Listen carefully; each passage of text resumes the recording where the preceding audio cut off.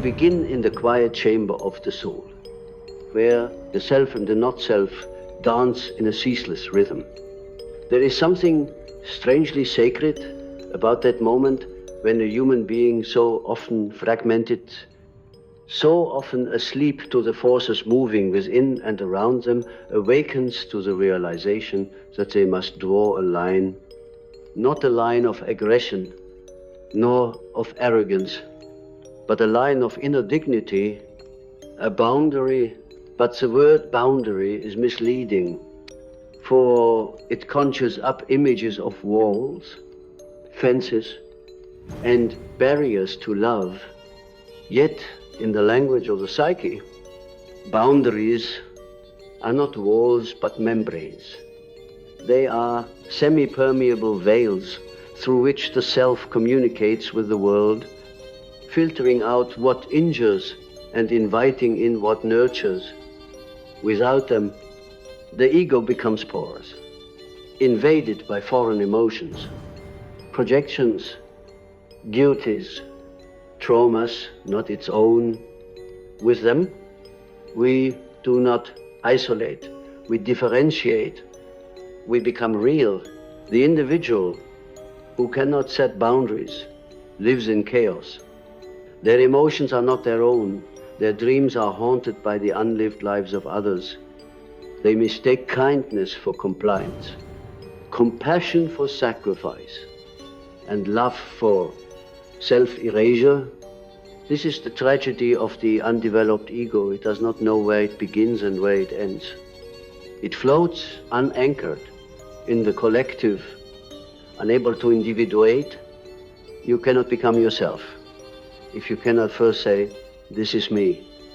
That is not the unconscious in its language of images, symbols and myth has long known this truth.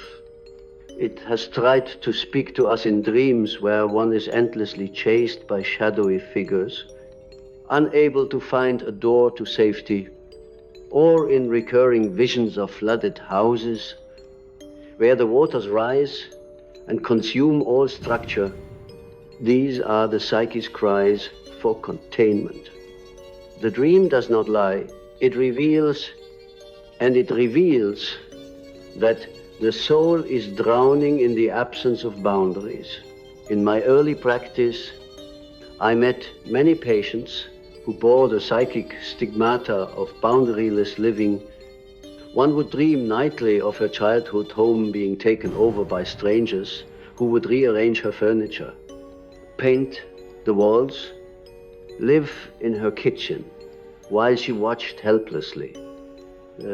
She was polite, even in the dream, asking them to please be careful with her things. This was no dream, it was a psychic autopsy. Her very sense of self had been colonized by the expectations of others. She had never learned to say no, for she feared rejection. But in fearing rejection, she had rejected herself. It is a paradox, is it not? That only when you protect your soul does the soul begin to expand. Only when you say no more does something sacred begin to say, now we can begin.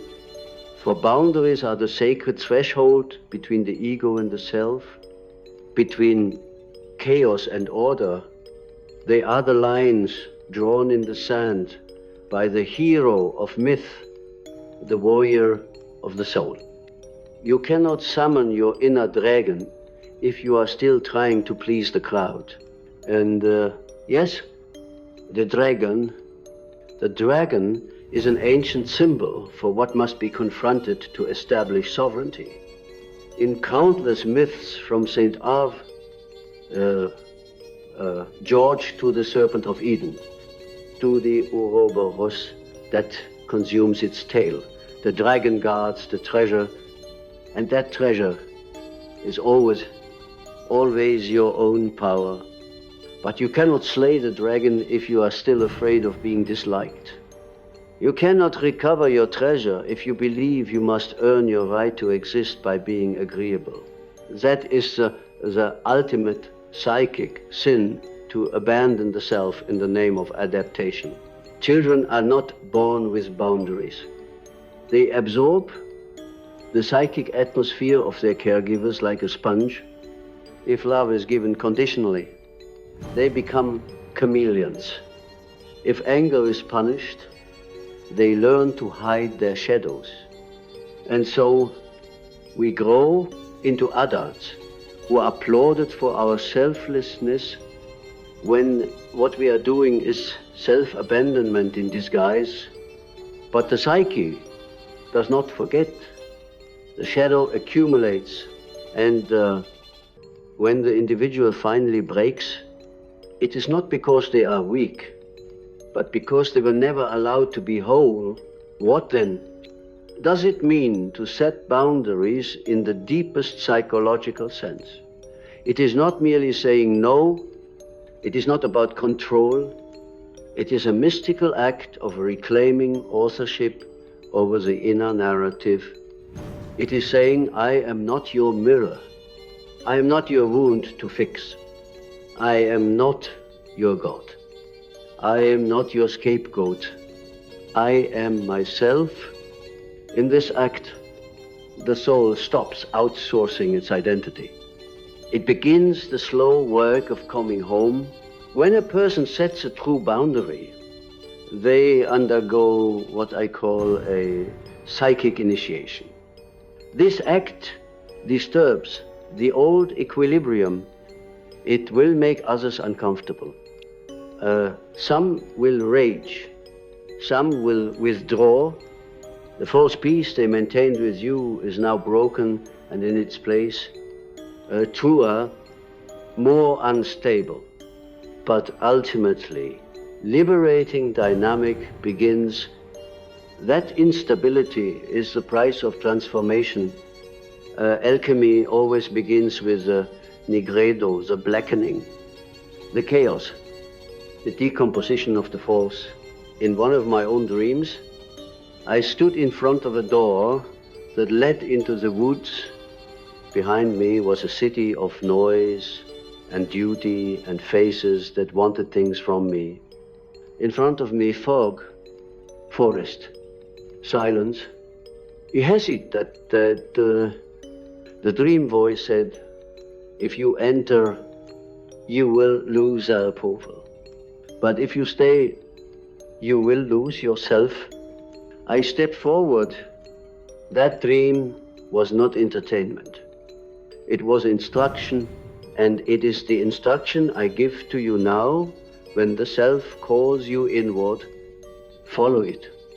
Even if it means disappointing others, the soul does not negotiate with your comfort.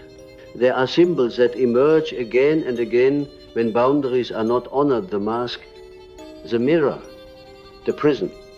The mask is the persona, the face you wear to survive.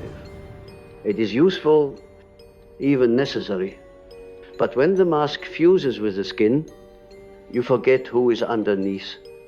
The mirror reflects others' needs, and you mistake them for your own. The prison is a life built on false agreements, false peace, false belonging. Many are living in these prisons. Few realize the door has always been open. And then there is the dream of the house. The house is the psyche. Its rooms are aspects of the self, some explored, some boarded up. When you dream of your house being invaded, it is not merely anxiety. It is the soul weeping.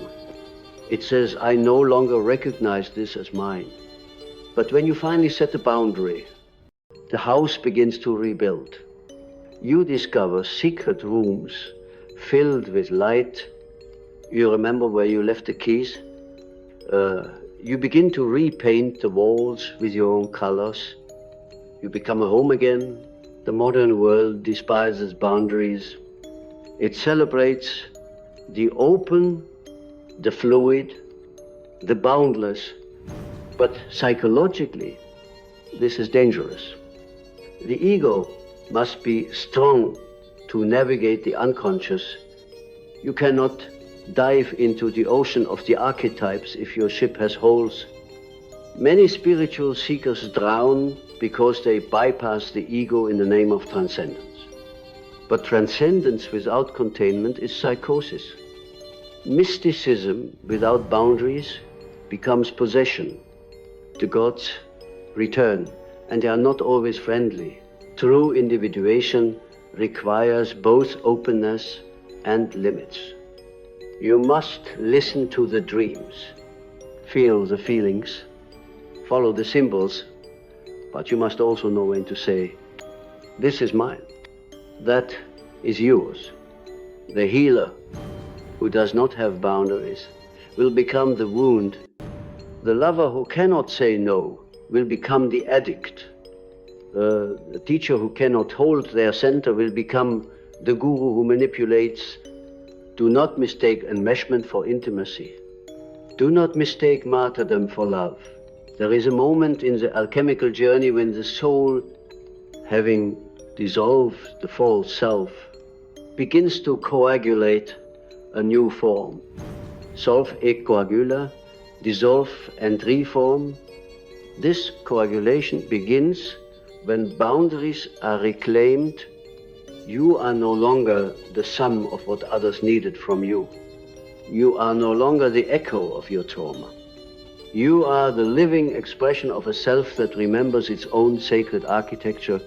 If you wish to master your mind, you must first master the shadow.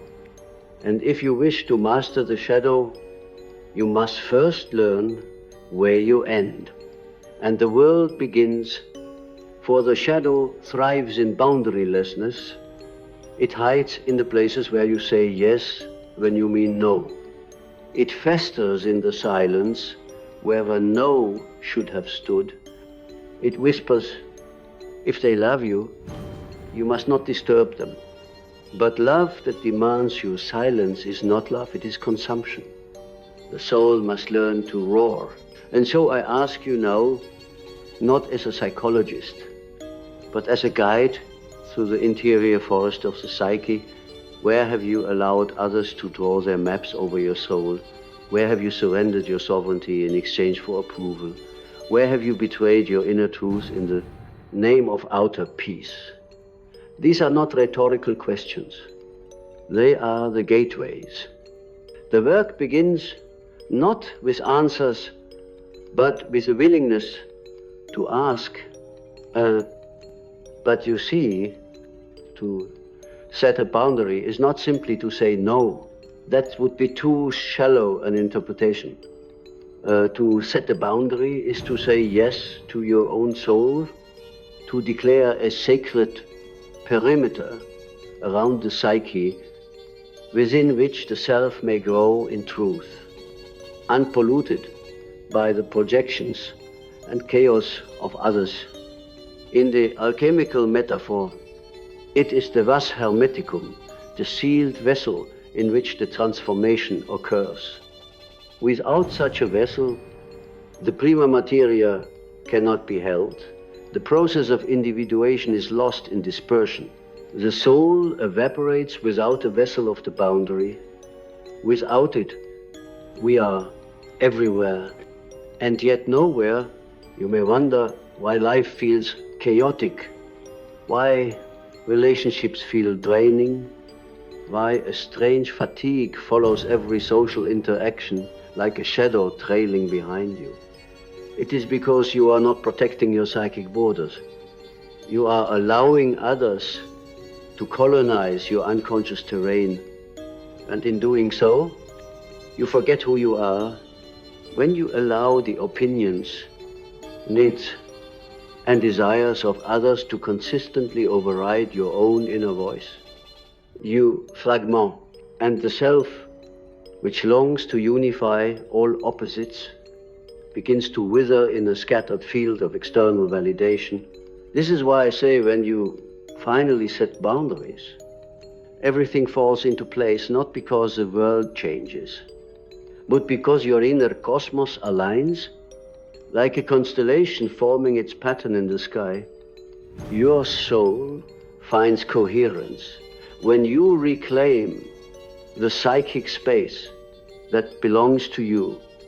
The center returns, the axis mundi is re-established, and from this axis your life can rotate with grace and precision, rather than chaos and despair. Do not mistake boundary setting for aggression. It is not the barking of the ego, but the firm whisper of the soul. It is an act of love both for yourself and for others. For when you do not set boundaries, you make others your jailers and yourself their prisoner. But when you claim your own center, you release them from the burden of holding your wholeness, which was never their task to begin with. This is why so many relationships disintegrate. After one person begins to individuate, it becomes clear how much of the bond was built on unconscious need and enmeshment, rather than mature love. There is a dream. I once interpreted, a woman found herself in a house with no walls, only windows. She could see out in every direction, but she had no privacy, no protection. Strangers peered in, commented on her movements, judged her actions. She felt exposed, vulnerable, anxious, and in the dream she screamed, "Can I not have a room of my own?" You see, the house with no walls is the psyche without boundaries, and her cry was the soul's plea for sacred space. The dream ended when she began to build walls, not of concrete, but of light. She created a sanctuary where only those who resonated with her frequency could enter. And then she finally slept deeply, peacefully. This is what happens when you assert psychic sovereignty. You stop absorbing the chaos of others. You cease being the projective screen for their unintegrated shadow.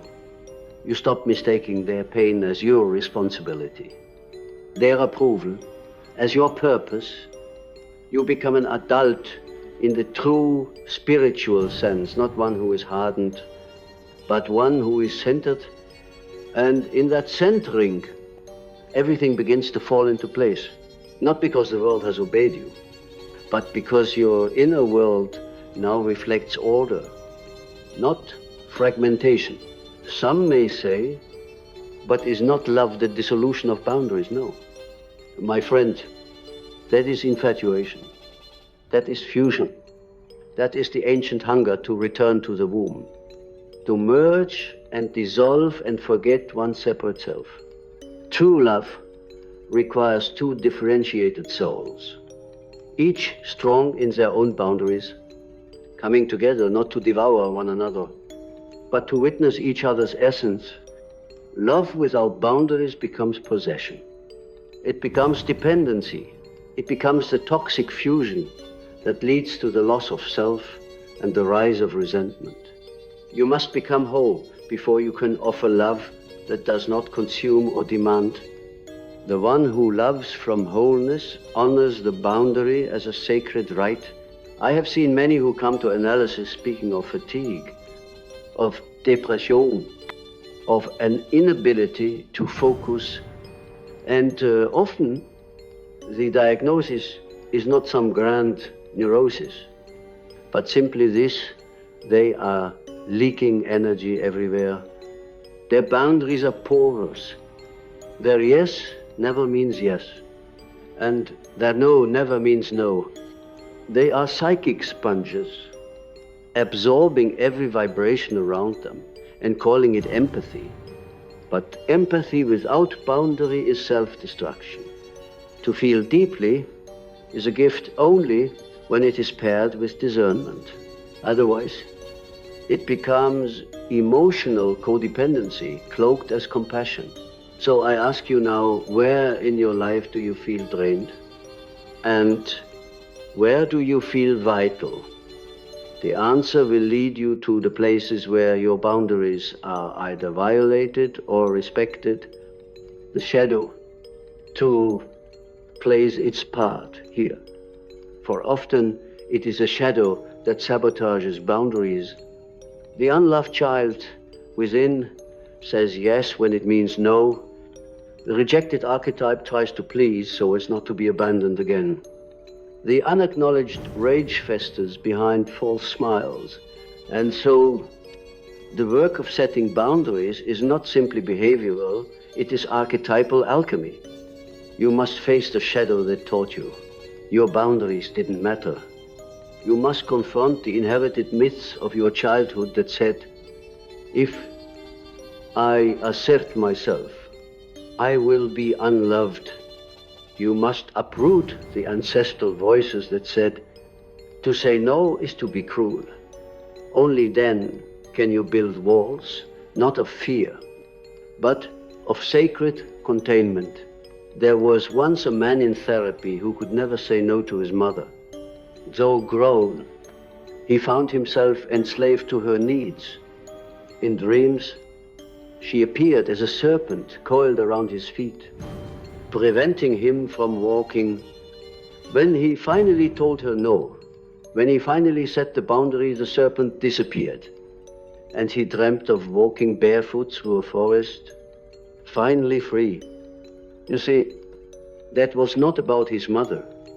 It was about his inner feminine, his anima who had been possessed by a tyrannical pattern. By confronting it in outer life, he liberated the archetype within. This is the mystery of boundaries. They do not only restructure the external world, they reshape your psychic map. When you finally set boundaries, you are not just rearranging your calendar, you are rewriting your myth. You are saying, I am no longer the sacrificial lamb. I am no longer the emotional sponge. I am no longer the hero who saves everyone at the cost of himself. You are choosing to become the sovereign of your own inner kingdom. And from that seat of sovereignty, all things begin to orbit in harmony. The chaos subsides, the inner voice quiet, the dreams become clearer, the fatigue lifts, and for the first time, your life feels like it belongs to you. This is not easy work. To set boundaries is to risk being disliked. It is to risk the crumbling of relationships that were built on your compliance. It is to risk being called selfish by those who only loved you when you abandoned yourself. But what is the alternative? To live in self-betrayal, to die a slow psychic death while smiling on the outside? No. The soul will not tolerate it. It will erupt eventually through illness, through breakdown, through inexplicable despair. Thus, the boundary is not merely an act of defense, it is an act of creation. It is the line drawn in the sand where the true self begins. And once that line is drawn, once your yes and no align with your inner truth, the great mystery begins, synchronicities increase, dreams shift, relationships reorganize, and you discover perhaps for the first time that everything truly begins to fall into place. And so you see, the unconscious does not respect the man or woman who has no inner wall. For the unconscious cannot distinguish between a sacred offering and a spilled chalice unless there is a vessel to contain it. Boundaries are the sacred vessel. They are the alchemical flask that allows transformation to take place without evaporation into chaos. Without boundaries, one is like a cracked crucible incapable of holding the heated metal of transformation. The prima materia leaks away, and though no gold is made, I have seen it countless times in patients. They confuse compassion with self-erasure, connection with enmeshment, love with sacrifice of the soul. This confusion births neurosis, which is not madness, but a refusal of the psyche to live in contradiction without resolution. The dream often comes to alert the patient to this recurring vision of being overwhelmed by waves, of a house without walls, of intruders breaking in uninvited. This is the psyche's cry for structure. One dream I recall, a woman came to me saying she dreamt of a sacred temple in the forest, glowing, ancient, but she could never enter it because people kept flooding in and desecrating the place. They came laughing, pushing past her, tracking mud upon the floor, opening the sacred scrolls with careless hands. I told her, this temple is your inner life. And until you build a gate, until you set boundaries, no one will honor it. Not even you. Boundaries are not merely psychological fences. They are initiatory thresholds. Each time you say no to what violates your spirit, you are drawing a magic circle. Within that circle, the alchemy begins. You do not become less loving by establishing it, you become more luminous. A clear boundary is not a mark of hardness, but of inner maturity. It is the line between chaos and cosmos. And only when you become the master of your psychic territory can the self reveal its architecture. Remember this, the boundary is not a wall against love. It is the frame in which love can be true. Without it, there is no I to meet the thou. There is only a fog of projections and unmet needs. This fog is the enemy of individuation, for it obscures your path and disguises the voice of the self as that of the crowd. And the crowd, yes, the collective loves nothing more than the one who bleeds for them without question, for he becomes their scapegoat. But the scapegoat is also the seed of the savior archetype. When he chooses to no longer carry the sins of others without consent, do not mistake this for selfishness. The man who has no boundaries is not generous. He's afraid. He fears rejection. And so he becomes available to all. But in doing so, he is unavailable to himself. The woman who never says no is not kind. She is conditioned, taught to equate worth with service. But I tell you, true service begins when your yes is rooted in truth, not compulsion. A boundary then is a sacred no that protects the sacred yes. Even Christ withdrew to the desert. Even the mystic hides away in the cave. Solitude is not escape. It is a necessary baptism before one can return to the world whole. You cannot love the world until you have claimed yourself apart from it. You must become the gatekeeper of your soul. The shadow will resist this, whispering. You are abandoning them. You are cruel. You are unloving. But this is projection, your own fear cast in the voices of others. Look deeper. What are you truly afraid of? Often it is the void, the terrifying silence that comes when you stop being everything for everyone. But in that silence, you will hear something precious, your own voice, and then you will weep, for it has been waiting to be heard your entire life. In the alchemical text Aurora Consurgens, it is said that the vessel must be sealed with care, lest the spiritus mercurialis escape. This spirit, mercurial and elusive, is your life force. When you leak it through broken boundaries, you lose vitality. You age not from years, but from spiritual depletion, You become heavy with unspoken resentments, tired from endless compromises, sick in body, because the soul has not been honored. But when you seal the vessel, when you set boundaries, you begin to ferment, the inner wine becomes rich, the spirit returns. This is the miracle of containment. We live in an age where the outer world demands constant access messages, emails, obligations. But the psyche is not digital. It needs sacred pause, withdrawal, limitation. The introvert knows this instinctively, but even the extrovert must learn it without boundary. There is no center.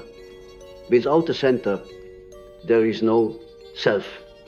You must reclaim your psychic center by defining its edges. You must dare to say, this is where I end. And you begin, and this is holy. There is a patient who once told me he dreamt of a lion pacing the perimeter of his home. At first, he feared it, but in time, he saw this. Lion was his inner protector.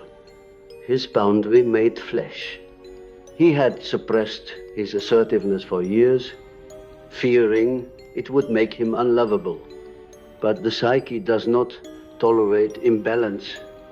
What we repress becomes symbol, and the symbol always returns demanding recognition. I told him, let the lion guard your inner sanctum. It does not devour, it defends. So too must you defend your inner temple, not with cruelty, but with clarity. You see, individuation is not just about discovering your uniqueness. It is about claiming responsibility for your energy. You cannot do that if you are porous. Boundaries give form to the formless. They allow the archetype to take shape in your life. Without them, the lover archetype becomes the martyr. The healer becomes the wounded. The teacher becomes the exploited. But with boundaries, these same forces become holy, integrated, empowered. And so I say to you now, set your boundary, not in anger, but in love. Do not scream it. Whisper it into your bones. Let it become part of your posture, your gaze, your breath. Let it shape your aura, your choices, your silences. You do not need to justify it. The self needs no permission to be sovereign. It only needs your allegiance. When you finally set boundaries, the soul exhales. The inner child stops screaming. The body unclenches, and life, with all its mystery, begins to fall into place, not because it is perfect, but because you have returned to the center. And now, let us return to the realm of boundaries, not as walls, but as sacred membranes through which only what nourishes the soul may pass. The psyche, in its wisdom, often erects unconscious boundaries long before the ego becomes aware. The dream reveals them first. The recurring door you cannot shut, a stranger who enters your house uninvited. The room you never knew was there. These are not mere dream symbols, they are maps. They whisper, here lies the place where your no was never spoken. To say no is to become aware of where you end and the world begins. To say no is to guard the inner sanctum in which the self lives.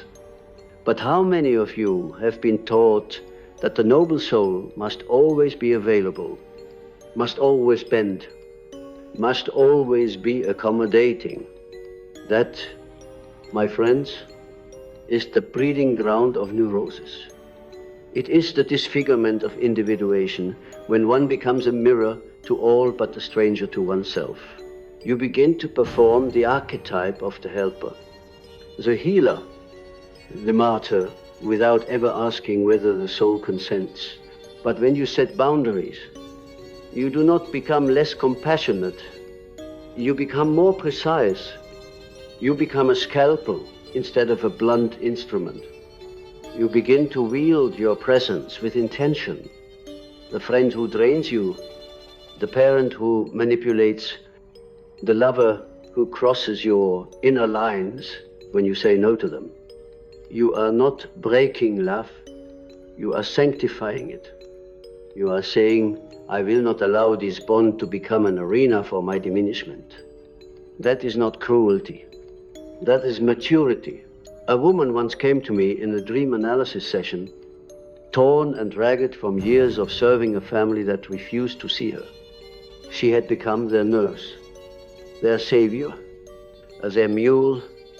In her dreams, she was always carrying heavy suitcases up a hill, bags that never belonged to her. And when I asked her, what is inside these bags? She paused. Expectations. She said, everyone's but mine. Her healing did not begin with affirmations or rituals.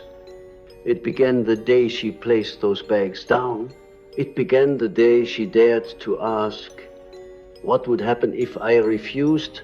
That is the first act of psychic boundary setting, not in confrontation with others, but in confrontation with the inner tyrant that tells you it is your duty to carry what is not yours. That voice, that part of the shadow, must be named. It wears many masks: guilt, shame, people-pleasing, false humility. But when you speak its name aloud, you bring it into the light. And only in the light can you choose whether to serve it or not. You see, boundaries are not about rejection. They are about reclamation. You are not pushing others away. You are pulling your soul back home. This is why everything falls into place. Not because the world rearranges itself magically, but because you begin to walk with the gravity of your true self. You speak less, but your words land deeper. You do less, but your actions ripple further. You are no longer scattered across the landscape of others' needs. You are gathered, centered, whole. And the irony, of course, is that once you live this way, the very relationships you feared losing begin to transform. Those who were drawn to your compliance may fall away. Yes, but those who are drawn to your essence will rise to meet you. They will respect your time. They will honor your truth. They will not mistake your softness for surrender. They will see the quiet fire in your eyes and understand that this is not a soul to be trespassed. You may wonder, how do I begin? Begin by watching your energy. Where does it leak? Where do you leave yourself behind? The soul knows. It recoils when crossed. It contracts when dishonored. You feel it in your chest, in your gut, in your dreams. Start there. Honor the first contraction. Then, do not explain yourself. Simply protect the boundary with stillness. You owe no apology for being whole. And if you stumble, as you will, forgive yourself. You are learning to walk upright in a world that rewards bending. You are reclaiming a sovereignty that was never meant to be bartered. You are becoming a boundary, not a barrier, but a living threshold between the sacred and the profane. I have seen empires of the psyche collapse and rebuild upon this simple act. the reclaiming of the no. And from that no, a deeper yes is born, a yes to peace, to clarity, to joy. You do not need to be everything to everyone. You need only to be true to the voice that lives within your depths. That voice is not selfish. It is sacred. And when you live from that place, everything, yes, everything falls into place. Not because the world changes, but because you are no longer betraying your soul to belong. You are no longer seeking peace through sacrifice. You have become a boundary. And a boundary, dear soul, is the birthplace of divine order. So let me tell you this in no uncertain terms. Your boundaries are not walls of isolation. They are the contours of your sacred shape. They are the architecture of your inner temple. And only those who approach with reverence should be allowed to enter. If someone must be taught how to treat you, then let them learn not through your endurance of pain, but through your quiet withdrawal of energy. That is the language of the soul. It does not scream, it simply exits, and it is then in the aftermath of departure that you begin to see the true alignments form. It is only once the false has fallen away that the true can approach.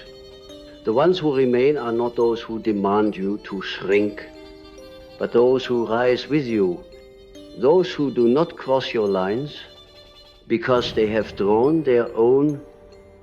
And you will find that the most spiritually mature souls are the ones who need no boundary explained. They sense it, they honor it, because they have walked the same road you now walk. But beware, the moment you set a boundary, your shadow will awaken. The part of you that has gained its identity from being needed, being liked, being the peacemaker, it will fight for its survival. It will whisper, you're being harsh, you lose them. This is not loving. But you must not take counsel from fear. Love without boundaries is not love. It is fusion. It is loss of self under the guise of virtue. Real love has form. It has direction. It has a spine. Even Christ overturned tables in the temple, not because he lacked love, but because he loved what was sacred more than he feared discomfort. That, too, is a model of individuation.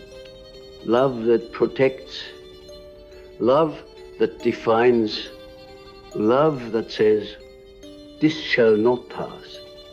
And this is where your power lies, not in how loudly you can speak, but in how peacefully you can remain unbending. Not as the tyrant who demands space, but as the elder who embodies presence. Let your no be so rooted in truth that it requires no defense. Let your yes be so pure that it echoes from the soul. This is not ease. This is the refinement of spirit through fire.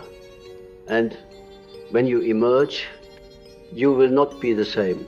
You will walk differently, with less urgency to explain, with less tolerance for the trivial, with less fear of disconnection, because you will have tasted the power of solitude. And you will know that being alone is not a wound, it is a womb. The womb of rebirth, the place where you remember who you were before the world told you what to be. And one day, you will look around at your life, your relationships, your home, your inner world, and you will realize nothing is missing. Not because everything is perfect, but because everything that remains is true. That is the gift of boundaries. They are not punishment. They are precision. They are the scalpel that removes what is unworthy. so the soul may heal without infection. And in that healed space, the deeper self begins to speak. The voice that was once drowned out by obligation, by chaos, by chronic availability now. It is clear now, it is sacred, and it will tell you where to go, who to trust, when to rest, when to fight, when to release, when to receive. This, my friends, is when everything falls into place. Not because the stars suddenly align, but because you stop running after peace. You become peace. You stop proving your worth. You become worthy in your being. And all things that are meant for you begin to rise, not because you reached for them, but because you made space for them. You stopped being the open field, trampled by many, and became the garden walled by wisdom, entered only through honor. There is no greater alignment than this when your outer world reflects your inner integrity. When your calendar reflects your soul's priorities. When your yes is a full body yes and your no is silent thunder. When the people in your life no longer drain you because you have stopped confusing kindness with permission. And finally, in the stillness that follows, you will feel it. Peace, not the kind that comes from avoidance, but the kind that arises from alignment. Not the peace of quiet chaos, but the peace of conscious choice.